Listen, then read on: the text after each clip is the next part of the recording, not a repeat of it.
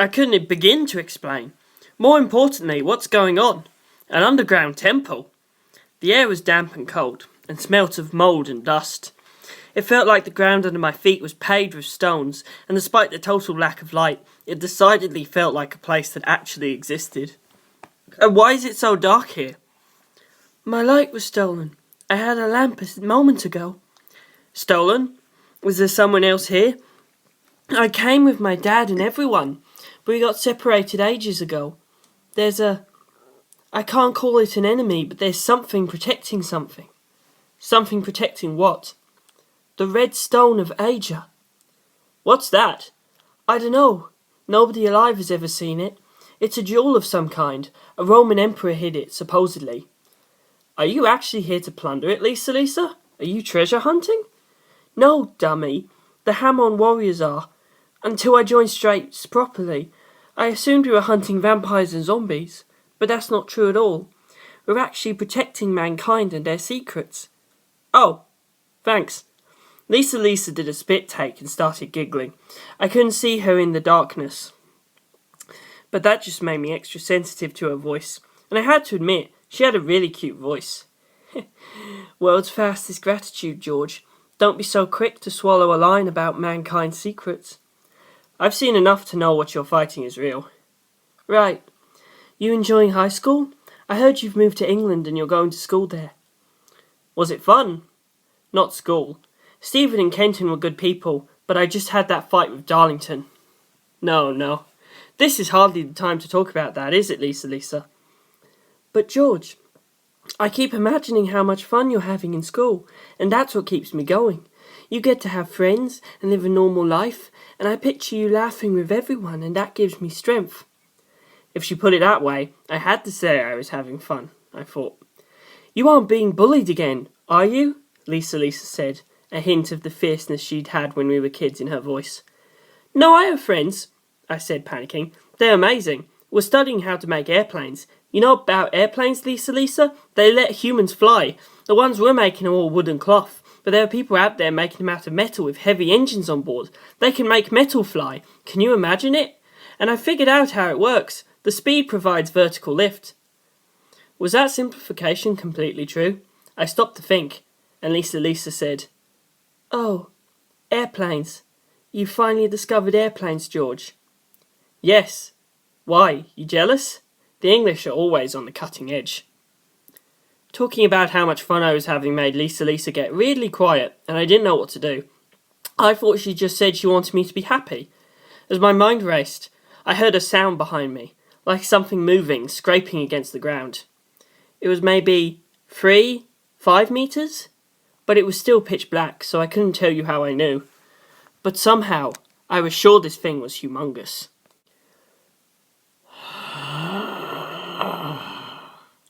I could hear it breathing. It let out a long, wet sigh, like a fat man who just reached the top of the stairs. Lisa whispered hoarsely. My lamp. I think this is the thing that took it. Her voice was shaking. She was scared.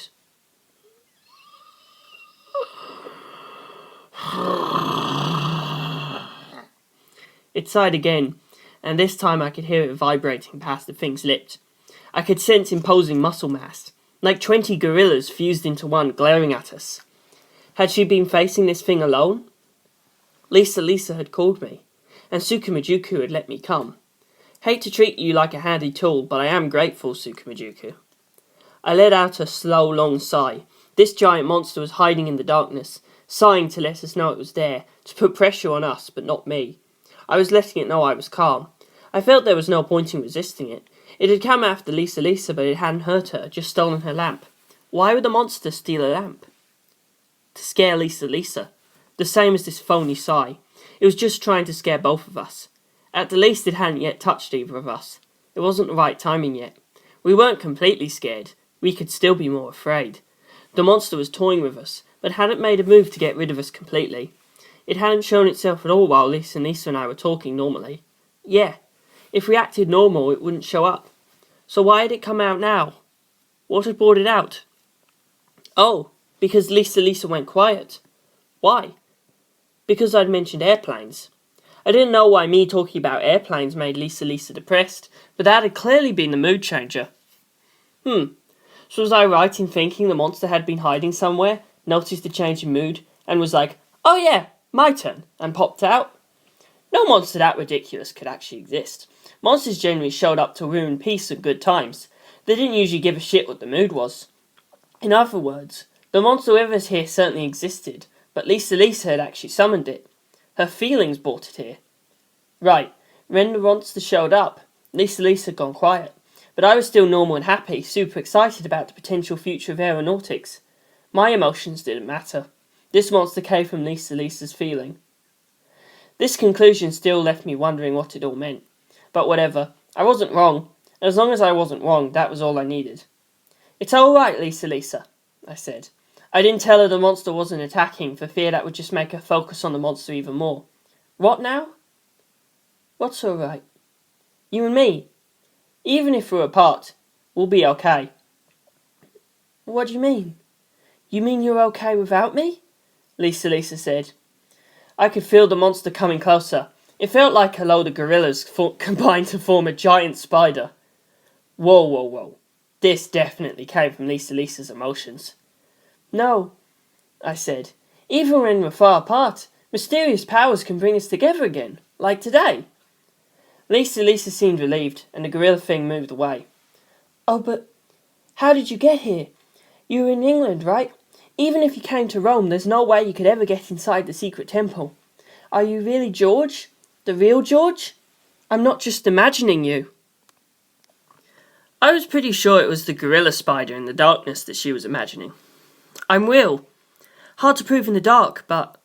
As I spoke, she moved her face closer to mine, and even though it was dark, Lisa kissed me right on the lips. The kiss was electrified, not because it surprised me. No, something hot and cold and numbing ran from my lips to the back of my brain and down my spine, until my toes were zzz. Our first kiss, at least my first kiss and probably Lisa's first kiss, so she didn't recognise she'd accidentally let ham on ripple through me. I recognised it. It felt just like the time she'd hit me with her indigo blue overdrive in the hall of our school when I was 11. In the darkness, my eyes rolling back in my head, her soft lips on mine, I forced myself to withstand the electric shock. After a moment, Lisa noticed and squeaked, "Sorry, George." I was glad she'd noticed. It was best if she forgot the gorilla spider had gone away. My legs were still not quite under my control, but I said, "Let's walk a bit," and Lisa helped me take a few steps farther. There was no point in just standing there, and if Lisa's emotions shifted again and something else came out, I was scared I'd wind up electrocuted again. "Sorry, George. It's just hilarious. I can't stop laughing about it." "Please, can I have another?" "No, George, you're too funny." "But laughing has calmed me down. I'm breathing properly again." "Good. I can feel out the terrain with my hamon as we walk." "Eh? You're running hamon through the ground?" "Yes, but it's not attack hamon. I'm just sensing where the walls and stuff are." "Okay, just warn me when you do it." "Eh?" "Okay then, here we go. Now!" I jumped as high as my legs would let me. "Oh God, stop. Don't make me laugh anymore." "But it's scary." "It's not, I promise." Lisa's face came closer to mine again, and kissed me again. But there was no shock this time. Just Lisa's gentle, soft kiss. "See?" "Oh, yes, right. I didn't say that aloud, so I said it again. Right." "I know where to go." She took my arm and pulled me farther in, like she could see everything around us. I staggered along after us. Every time she used hamon to fill the road, I jumped in the air, and she broke up laughing, but I wasn't joking. "I never imagined searching this temple for the stone would be so filled with wacky hijinks," Lisa said, doubled over with laughter. "Oh, I found a torch." She picked something up out of the darkness, struck it against the stones, and the sparks lit the fire. With a thoom, the torch lit the room. At some point, I guess Lisa had been able to see it, but it was a surprise to me. We'd entered a giant treasure chamber, filled with massive vases and chests and jewels and precious metals and statues made of metal and armour and weapons scattered everywhere in great heaps. The room was so big the light of the torch didn't reach the ceiling of the far walls, and every inch of it was packed with the secrets of ancient Rome. Thick pillars stretched up from the floor, forming a circle around where we were.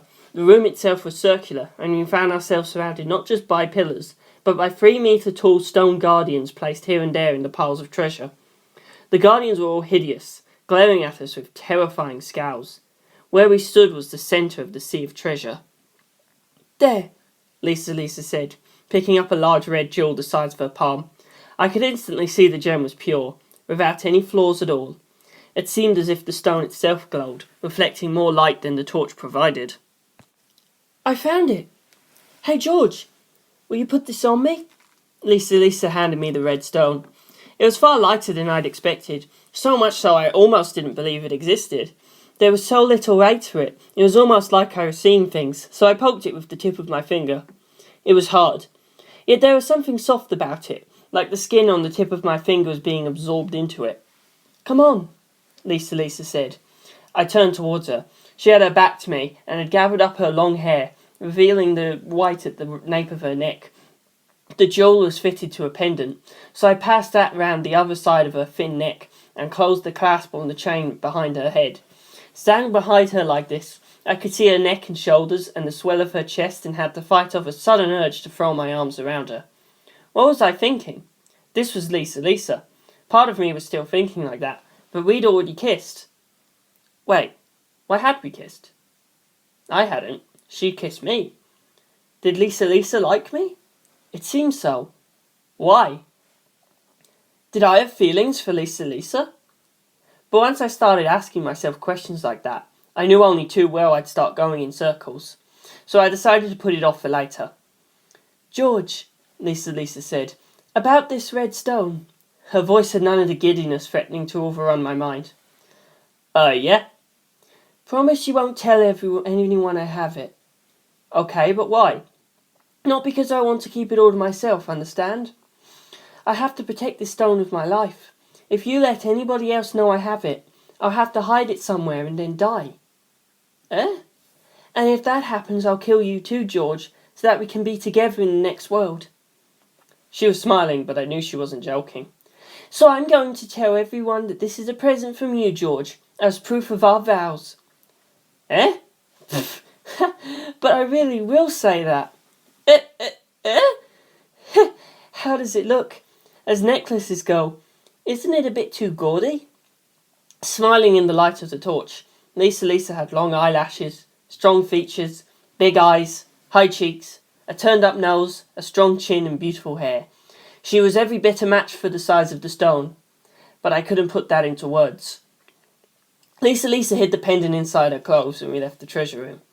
A few minutes walking by torchlights, we were at the entrance, and Straits was waiting for her. Everyone was super surprised to see me. "Jorge Joestar, why are you—" "Sorry to drop in," I said, and Lisa cracked up again, and all the Hamon warriors looked astonished to see her smile. Lisa described the vault, and said there had been such a vast quantity of jewels there she'd been unable to find a red stone. She bowed her head, and Straits said, "It's amazing you were even able to reach the treasure room. Nobody's ever been able to get there before. Weren't you scared?" "Yes," Lisa said.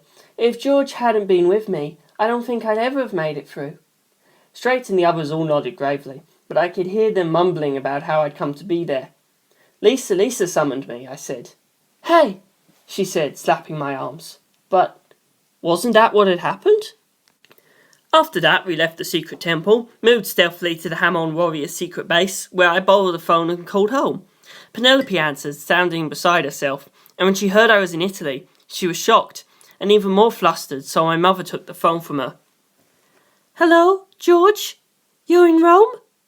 "Yeah, sorry, I can't really explain how I came to be here." That's fine, as long as you're safe. Do you have a chair?" "Yeah." "Then sit down and listen." "Okay." I moved to the chair and sat down. "I'm sitting." "Listen closely. Did you go to the motorized manor today?" "Yes, I promised Darlington I would." "Okay. Did you see either of the older children?" "No. Why?" "They found the older girl, Kenton motorized on the Cape." "What does that mean?" She's dead, George. Huh? I shot up out of my seat, and all the Hamon warriors turned to look at me, including Lisa. What? But how? Was she alone? They're always worried about accidents, so Stephen's always with her. Kenton Motorized told her brother you'd invited her there and went out alone. Your airplane was at the scene, the one you'd been working on in the garden. I could tell Mum was fighting back tears, but I was just confused. Hey? So Kenton took my plane out, got on it, and crashed? That made no sense. Kenton knew full well I wasn't done repairing it. Why would she do that? Mum interrupted my thoughts. It wasn't an accident, George. The airplane didn't crash. Kenton Motorized was stabbed over and over on top of the cliff. Stabbed with a knife that bore the Joestar crest. And your airplane was there with her. Oh, George, can you explain what happened to the police and Stephen Motorized? I could not. End of chapter 7.